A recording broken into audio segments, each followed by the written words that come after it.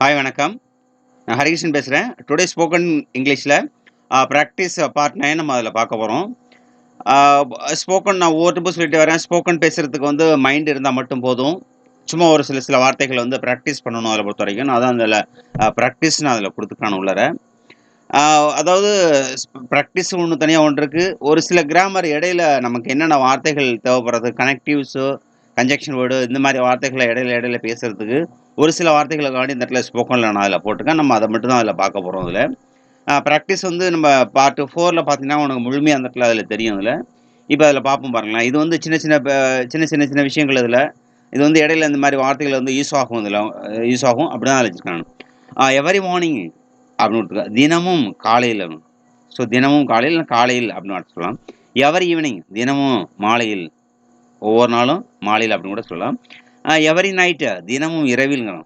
ஒவ்வொரு இரவும் அப்படிங்கிறத அந்த தினமும் இரவுங்கிற அர்த்தம் சொல்லலாம். எவரி டேங்கனாக்கா தினமும் ஒவ்வொரு நாளும் அப்படி அர்த்தம் சொல்லலாம்.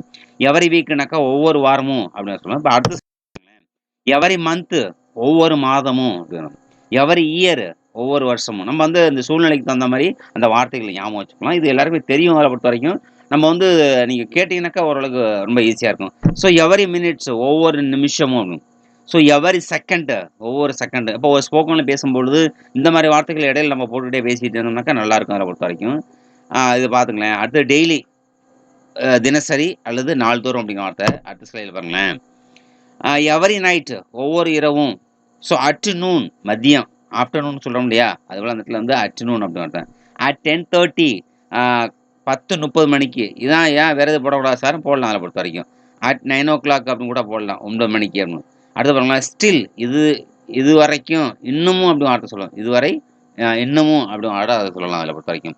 என்னப்பா அவனுக்கு காணும் இன்னும் அப்படின்னு அர்த்தம் நம்ம அதில சொல்லுவோம். இன் த மார்னிங் காலை பொழுதில். இந்த கன்ஜங்ஷனோட சேர்த்ததுல நம்ம அத சொல்றோம். கன்ஜங்ஷன் ப்ரிபோசிஷன சேர்த்து இந்த டே டைம் பகல் நேரத்தில இந்த மாரி வார்த்தைகள் நம்ம ஸ்போக்கன் இங்கிலீஷ் பேசுறதுக்கு இடையில சின்ன வார்த்தைகள் இந்த மாரி தேவைப்படுதுல்ல பார்த்துக்கலாம். நவ் இப்பொழுது அல்லது இக்காலத்தில் அப்படி அர்த்தம். டுடேனாக்கா இன்று. அடுத்த ஸ்லைட பாருங்களேன். ஸோ அன்டில் தென் அதுவரைக்கும்.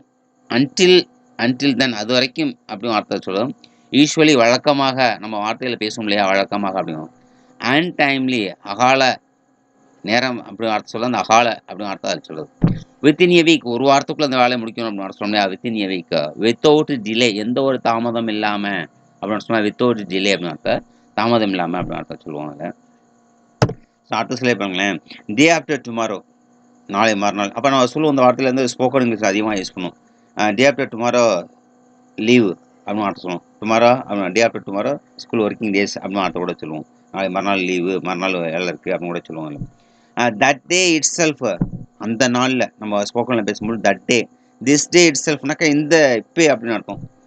தட் டே இட் செல்ஃப்னாக்கா அந்த நாள் அப்பே அப்படின்னு அர்த்தம். So throughout the day not முழுவதும் த்ரூஅவுட் த டே அப்படின்னு அர்த்தம். இந்த அர்த்தம் ஸ்போக்கனு ஒரு கன்ஜெக்ஷன் வார்த்தை வந்துருக்கலாம். த்ரூஅவுட் த இயர் வருஷம் முழுவதும் த்ரூஅவுட் த இயர் இந்த ரெயின் ஹெவி அப்படின்னு அர்த்தம் கூட சொல்லலாம் அதை. ஸோ டைம்லி ஆக்ஷன் சரியான நேரத்தில் அப்படின்னு அர்த்தம். சரியான நேரத்தில் நடவடிக்கை அப்படின்னு அர்த்தம். ஸோ அடுத்து பாருங்களேன். ஆன் சண்டே ஏன் சார் வேற எதுவும் போடக்கூடாதா? ஆன் மண்டே போட்டுக்கலாமே. ஆன் சண்டே ஆன் மண்டே எதனா போட்டுக்கலாம் அதில். ஆன் சண்டே ஞாயிற்றுக்கிழமைகளில். அட் நைட்டு அப்படின்னா இரவு நேரத்தில் அந்த கரெக்டாக ஷார்ப்பாக அந்த இடத்துல சொல்கிறது அட் நைட்டுங்க. அட் 9:00 அப்படின்னு கூட அந்த சொல்லலாம். At the first on the first முதல் தேதி என்று முதல் தேதி அன்று ஃபஸ்ட்டு முதல்ல ஆன் நியூ இயர் டே அந்த புத்தாண்டு நாட்களில் அந்த புது வருஷ பிறப்பில் நியூ இயர் பார்ப்போம். அட் 6:00 6 மணிக்கு நம்ம மேலே ஒரு இடத்துல பார்த்தோம். அட் 6:00 6 மணிக்கு அப்போ வேறு டைம் போடலாமா போட்டுக்கலாம். அதில் ஒன்றும் பிரச்சனை இல்லை. அட் மிட் நைட்டு அந்த நள்ளிரவில் அந்த இரவு அந்த நேரத்தில். ஒன்ஸ் ஏ டே ஒரு நாளைக்கு ஒரு முறை.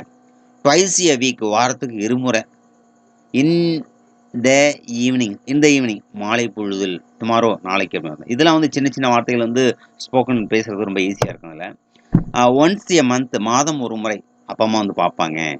ஹாஸ்டலில் தங்கியிருக்கேன் அப்படின்னு கூட சொல்லலாம்.